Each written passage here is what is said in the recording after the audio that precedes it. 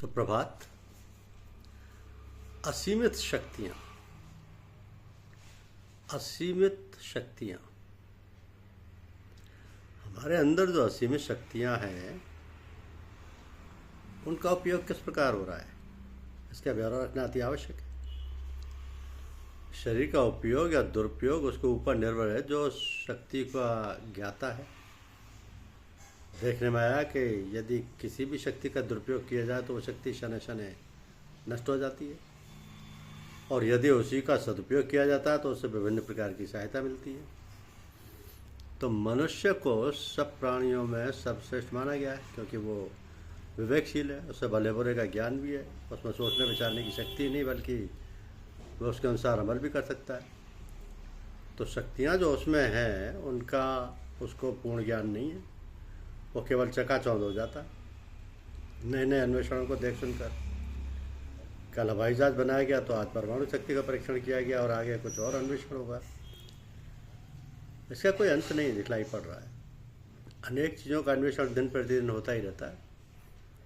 इसी से इस बात का अनुमान लगता है कि मनुष्य में अथाह शक्ति है, जिससे वो जिधर चाहे उस और उसका उपयोग कर सकने में वो समर्थ भी है।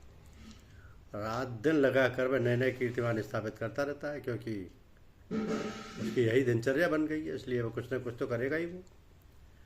अब वैज्ञानिक, टेक्नोलॉजिस्ट और बड़े बड़े विद्वान विभिन्न क्षेत्रों में अनवरत नए नए अनुसंधान करते रहते हैं।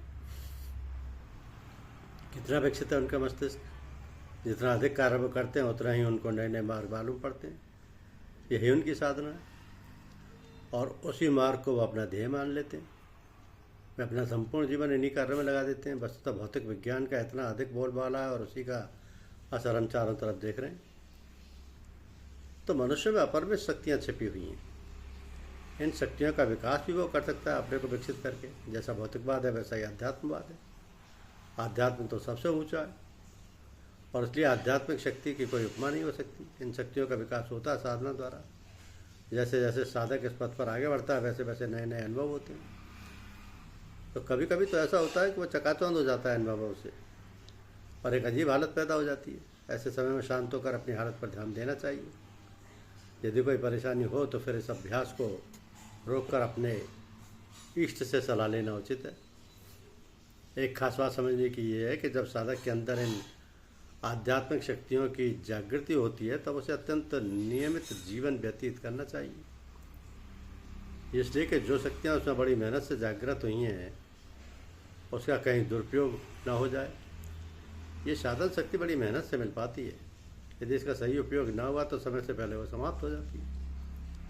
इसलिए जो ईश्वरीय शक्तियाँ हैं उनका उपयोग ईश्वरीय काम में होना चाहिए, इधर उधर के चमत्कारों में नहीं। जो महात्मा हैं, संत सदगुरु हैं, वो मनुष्य के कल्याण की बात सोचते हैं और दुनिया में अपने को ऐसा बनाए रखते हैं कि इन सब बातों से उनको कोई मतलब ही नहीं। और कभी कभी इन शक्तियों का भी प्रयोग करते हैं, परंतु वह भी ऐसे समय जब मानवता की दृष्टि से सत्य और न्याय की रक्षा के लिए बात आवश्यक हो जाती है। वैसे ऐसे साधक आत्मीय रहकर परमात्मा देव के दर्शन करते रहते हैं। धन्यवाद।